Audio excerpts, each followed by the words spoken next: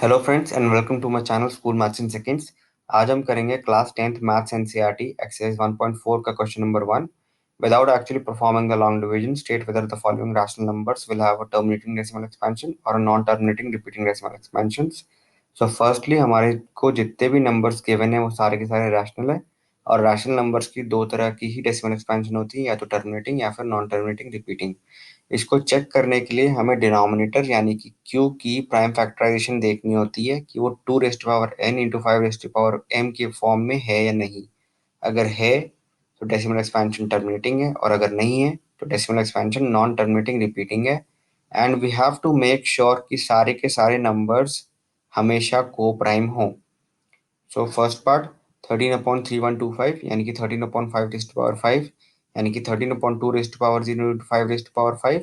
यहाँ पे decimal expansion of q is of the form 2 raised to power n into 5 raised to power m, hence the number has terminating decimal expansion. Next part 17/8 यानी कि 17/2 raised to power 3 यानी कि 17/2 raised to power 3 into 5 raised to power 0. Prime factorization of q is of the form 2 and 5m, hence the number has terminating decimal expansion. Next part देखते हैं 64/455 यानी कि 2 raise to power 6 whole upon 5 raise to power 1 into 7 raise to power 1 into 13 raise to power 1। Clearly मेरे पास यहाँ पे 7 raise to power 1 into 13 raise to power 1 extra है, hence prime factorization of q is not of the form 2 raised to power n into 5 raised to power m, hence the number has non-terminating repeating decimal expansion. Next part देखते हैं 15/1600 यानी कि 3 raise to power 1 into 5 raise to power 1 whole upon 2 raise to power 6 into 5 raise to power 2। Numerator का 5 raise to power 1 और denominator का 5 raise to power 2 आपस में जब कटेंगे तो मेरे पास बचेगा 3 raise to power 1 whole upon 2 raise to power 6 into 5 raise to power 1। Clearly, prime factorization of q is of the form 2 raised to power m into 5 raised to power m. Hence, the number has terminating decimal expansion. Next part देखते हैं 29/343 यानी कि 29/7 raised to power 3। Clearly, denominator में सिर्फ और सिर्फ 7 raised to power 3 है। Hence, prime factorization of q is not of the form 2 raised to power n into 5 raised to power m, which imply number has non-terminating repeating decimal expansion. Next part 23/2 cube 5 square। अब 2 cube 5 square already दिख रहा है कि is of the form 2 raised to power n 5 raised to power m, where n and m are non-negative integers, hence the number has terminating decimal expansion. Next part 129/2 square into 5 raised to power 7 into 7 raised to power 5। Clearly यहाँ पे 7 raised to power 5 extra दिख रहा है मेरे को। So prime factorization of q is not of the form 2 raised to power n into 5 raised to power m, hence the number has non-terminating repeating decimal expansion. Next part देखते हैं 6/15।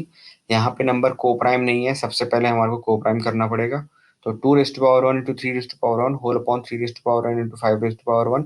3 raise to power 1 numerator और denominator दोनों में cut जाएगा, तो बचेगा 2 raise to power 1 whole upon 5 raise to power 1, यानी कि 2 raise to power 1 whole upon 2 raise to power 0 into 5 raise to power 1।